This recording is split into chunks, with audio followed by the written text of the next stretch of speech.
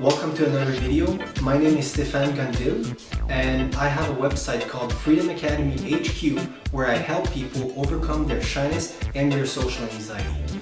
So today I'd like to talk about why I think that your social anxiety keeps going up and up and up, okay? So why does it seem that your problem keeps growing and you don't really understand why, and you're confused and you don't know what to do next, and you're just starting to feel desperate because you're like, my problem keeps getting worse and I don't know what the hell I'm doing wrong and I just want to fix this. I just want the anxiety to leave, and I'm starting to feel depressed and I don't know what to do and I'm just freaking out.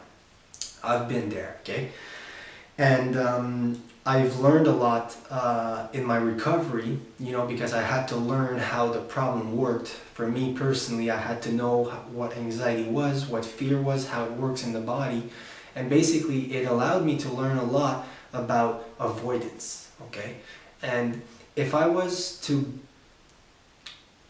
think of one thing that is the main reason why your social anxiety keeps going up and up and up, it would be avoidance, okay? Because avoidance is really the root cause of your social anxiety right now.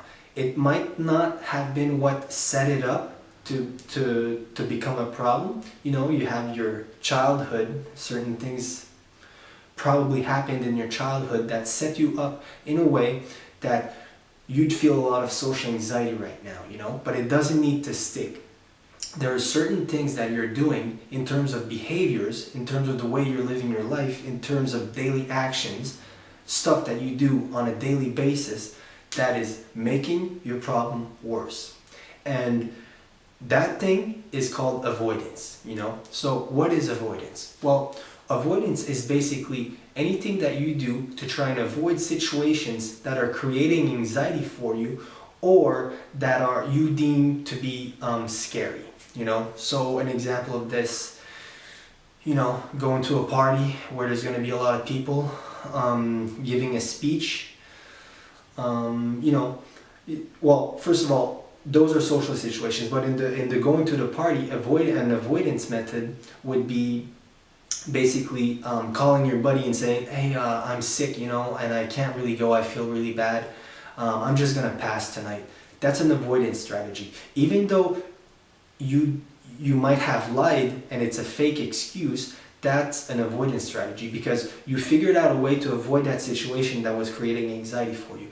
As for a speech, I've done this before where I would not show up the day of presentations that you need to go in front of the class or to give a presentation, I just, that day I'd be sick, right?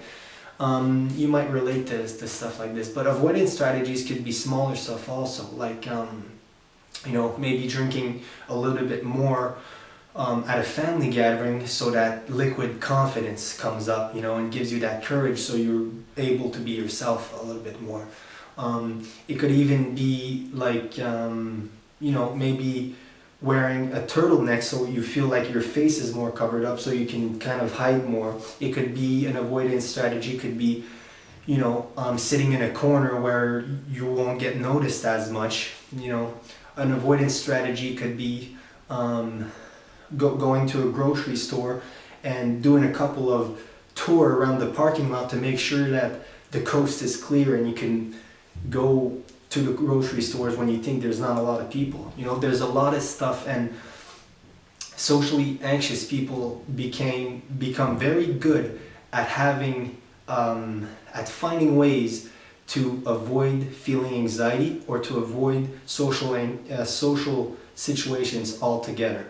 So guys, this is the main reason why your social anxiety is going up, because if you're new on this channel, or if you've been on this channel for a while, you've heard me talk about control behaviors a lot, right? And that's because what I think that control behaviors, and I don't hear this enough on people talking about this subject, about social anxiety, control behaviors is the root cause of why you have social anxiety. Because what's actually going on behind an avoidance strategy when you think about it is this. So you feel social anxiety, right? And then your avoidance strategy keeps you from going to that social situation. So after you felt anxiety, now you do you avoid it somehow, you make an excuse or something like that. Now you feel relief, okay? So now your brain is thinking, oh, phew, I didn't have to go to that social situation. I didn't, nothing bad happened. Phew, close call, right? Your brain thinks that if you would have went to that social situation, that you would have experienced the stuff that you were scared of having happen, okay? So naturally, next time that you're faced with the same situation, your anxiety is gonna go up again. And that's how the problem becomes a vicious cycle. So you feel anxiety, you avoid it, you feel relief, now you feel more anxiety, and the cycle continues like this, and it just never ends. And that's how a social anxiety problem becomes. That's how I became housebound, you know, for the people that have been looking at my videos for a while. That's how I became housebound, you know. And it's cool to see the process of how that works now, because now it's crystal clear in my mind. And once you understand this vicious cycle, it's very simple to understand what you can do to feel better, you know. And, you know, I'm a big proponent of exposure therapy and mindfulness, right? So, you know, if you want to cut the cycle of this vicious social anxiety cycle that makes your social anxiety keeps going up and you're freaking out and you don't know what you're doing, you have to start somewhere to start facing some of your fears. And this doesn't have to be super, you know, heavy-duty social situations. I mean, you could even start in the comfort of your own home. You know, there are certain exercises you can do in front of the mirror, in front of a camera, but basically you need to cut the cycle of you constantly trying to avoid stuff, because the more, this is how social anxiety works. The more you avoid, the more the social anxiety monster becomes big and it takes you over, you know? So you kind of have to find a way to kind of take a stand and be like, no, okay, I'm not doing this anymore. I'm gonna start facing some of the things that are scaring me. Because if you constantly retreat, your anxiety is kind of always gonna gain ground until you come back in your shell. You know, you've heard that that saying, he's so in his shell, you know. It's because you are constantly sheltered, you know. You need to kind of start to break out. And, you know, this doesn't feel the best because it's going to feel uncomfortable, but it's something that we need to start doing if we want to get better. And, you know, I'm a proponent of two big things on my website and my whole strategy. It's mindfulness and exposure therapy. And the mindfulness part is basically to make the exposure part much easier to do, you know. So, guys, I just wanted to share that video. I don't want to ramble on too long about this, but if you want my personal help, you can drop me a comment in the comment box below, and I'd like to make a video response if you let me.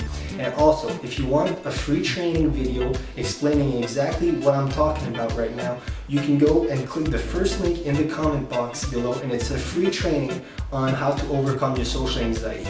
So guys, glad to see you again, and I'll see you in the next video.